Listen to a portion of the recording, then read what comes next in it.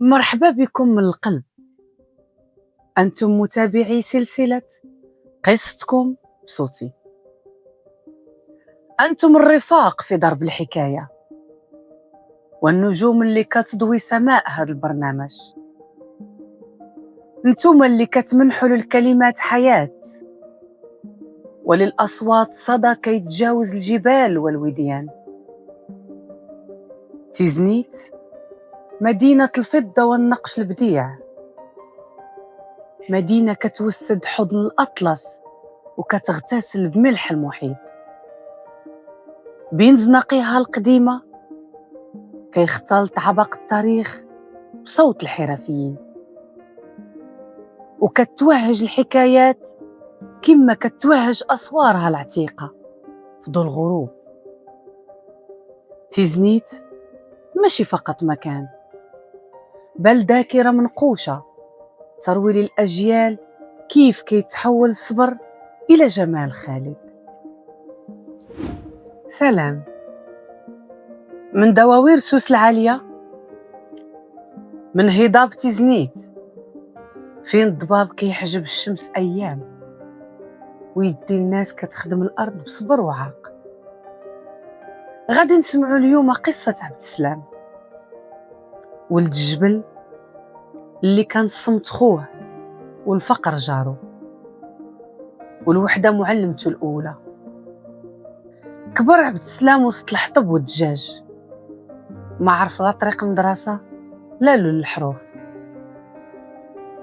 كان كيحصد الحجر قبل الزرع، وكان كيسقي الواد بعينيه حيت الماء بعيد. دارو من طين وصاد وصمت كيخرق الروح، لكن في وسط داك السكون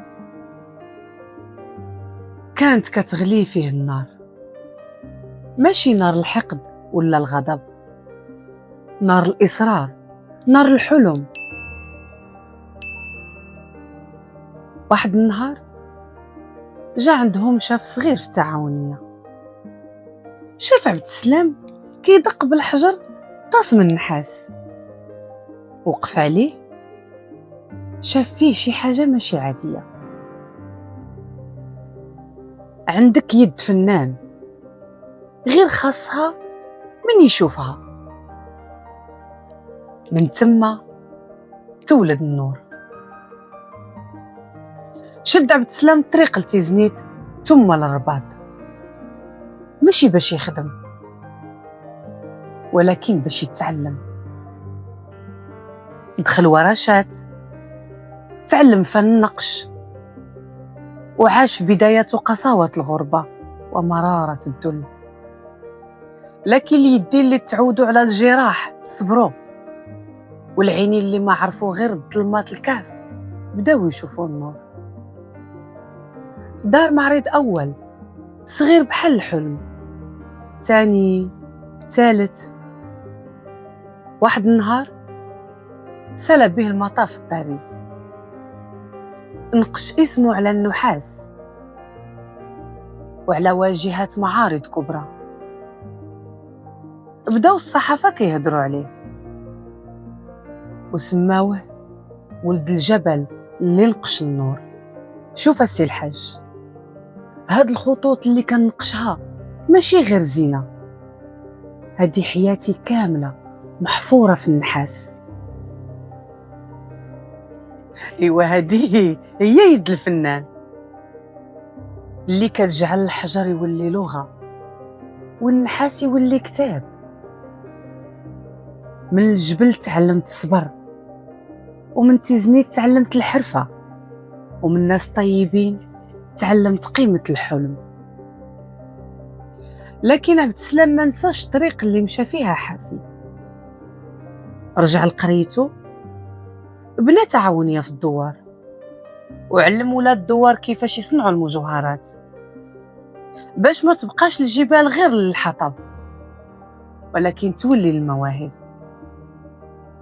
اليوم كيلبس القميص الأبيض وكيحمل في كتافه قصة ديال رجل كان الظلام قدره. كل جبل عنده وادي، وكل وادي عنده نبع، وكل قلب عرف الصبر كيجي نهار ويفيض بالضو. صوت عبد السلام باقي محفور في كل قطعة نحاس، وفي كل يد صبورة، وفي كل حلم كان ساكن الظلمة وخرج للنور. الدرس اللي تعلمنا من قصة عبد السلام هو أن الوحدة والفقر ماشي حواجز تسد الطريق، بل أبواب كتختبر عزيمتنا، ومن كل صخر صعيب يقدر يخرج نبع ديال النور إذا أمنا بحلمنا وصبرنا على الطريق.